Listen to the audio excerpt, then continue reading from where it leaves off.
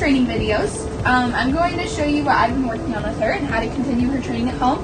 Now, through a lot of this, I'm going to be talking and just explaining through things. Sophie's been doing really good in training.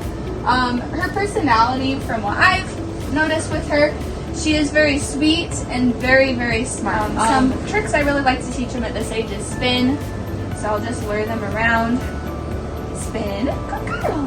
Good girl. And I would basically just do that over and over and over again until I didn't have to lure them anymore into it.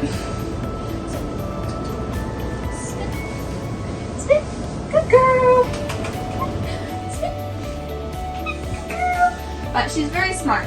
She'll be able to catch on to new commands really quickly if you're consistent with her. So just look up YouTube tricks on what to teach a young puppy. You can find a lot of tutorials there. How busy? Busy, sweetie.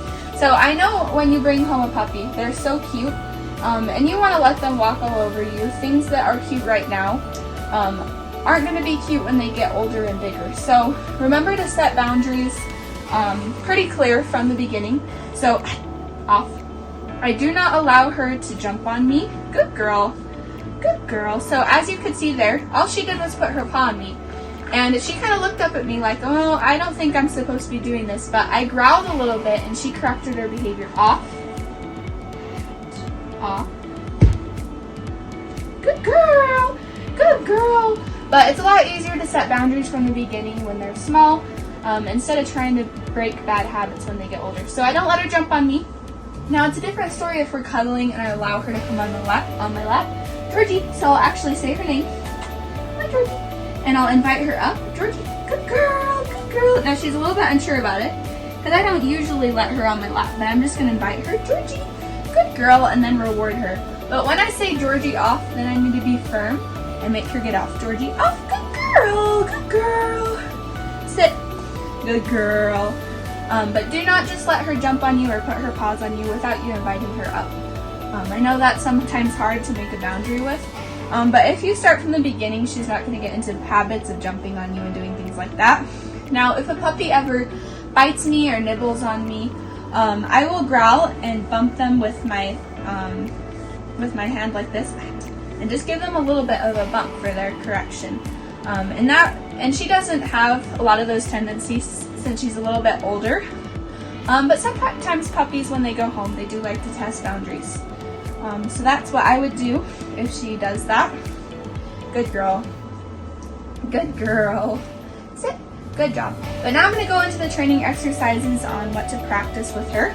So the first exercise is sit and look up at me, and I've kind of been practicing it as we've been sitting here and I've been explaining explaining everything, sorry.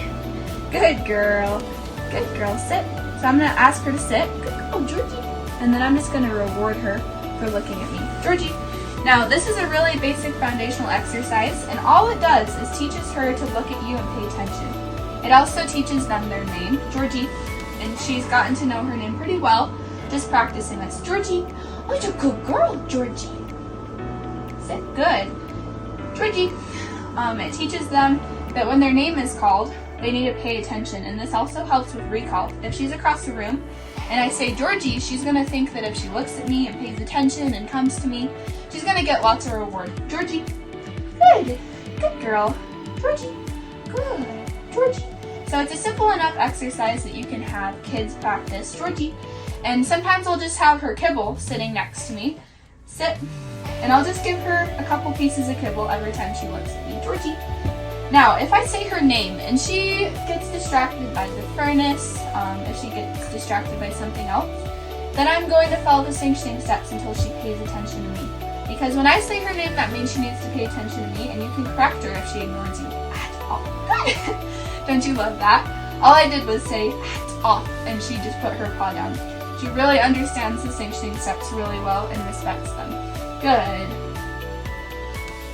She's like thinking about it. Good girl. Sit. Good girl. Good girl.